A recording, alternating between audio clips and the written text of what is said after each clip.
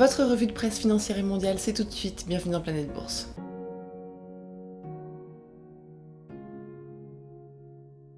On commence avec l'Europe, c'est Londres que Deliveroo a choisi pour s'introduire en bourse, convaincu par un récent assouplissement des règles de cotation locale qui offrent aux fondateurs un meilleur contrôle.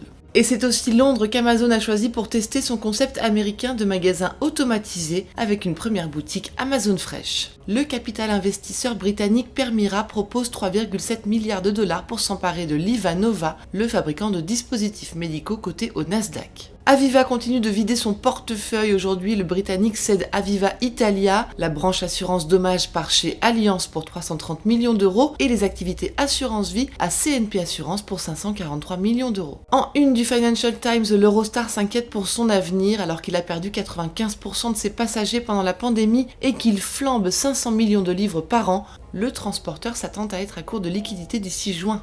Comme d'autres, Lufthansa a essuyé la pire perte de son histoire en 2020, à peine compensée par les gains de Lufthansa Cargo, son unité logistique qui aide au transport des vaccins. La compagnie allemande qui annonce clouer définitivement au sol une centaine d'avions et supprimer 10 000 emplois de plus en Allemagne n'envisage pas d'embellie avant plusieurs années. Et Stellantis se dit prête à abandonner sa gamme Cherokee pour rendre à la tribu amérindienne son nom. Aux États-Unis, petite révolution chez Google qui affirme qu'il ne vendra plus de publicité basée sur la navigation individuelle sur le web. Les technologies de tracking laissent place à la défense de la vie privée, une décision lourde de conséquences pour l'ensemble de l'industrie et motivée par un désir de préserver un Internet libre et ouvert. Facebook réouvre ses pages à la publicité politique qu'il avait suspendue après les élections américaines. Le réseau social annonce aussi revoir sa politique concernant ce type d'annonce.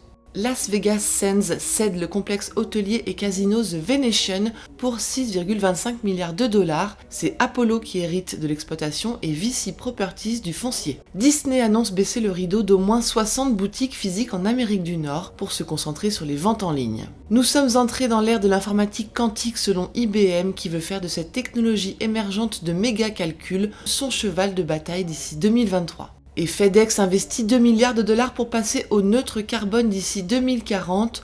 Emballage, flotte électrique et capture de carbone devront lui permettre de tenir ses objectifs.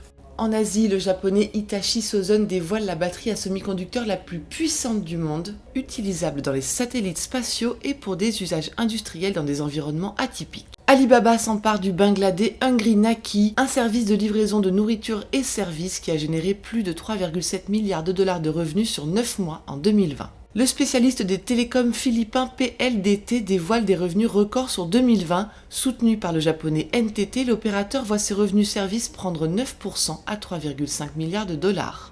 Kirin pourrait payer cher ses liens commerciaux avec l'armée birmane. La banque centrale norvégienne NBIM, qui gère le plus grand fonds souverain du monde, menace d'exclure le brasseur japonais de son fonds si celui-ci n'accélère pas sa rupture avec les responsables du coup d'État. Les géants chinois Meituan et Pinduoduo écopent d'amendes pour concurrence déloyale. Des réductions trop importantes nuisent aux petits commerçants selon les autorités chinoises.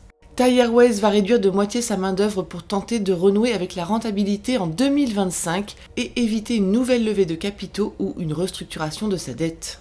Et enfin, une bonne nouvelle pour la planète, on lit dans Nikkei Asia que les législateurs chinois vont mettre les grandes entreprises sous pression pour atteindre l'objectif national du zéro carbone d'ici 2060. PetroChina annonce 1,5 milliard de dollars d'investissement annuel sur 5 ans pour tenir ses objectifs. Tencent et les grands producteurs d'acier et d'aluminium s'alignent aussi. Voilà ce qu'il fallait lire aujourd'hui sur les unes du monde. À demain.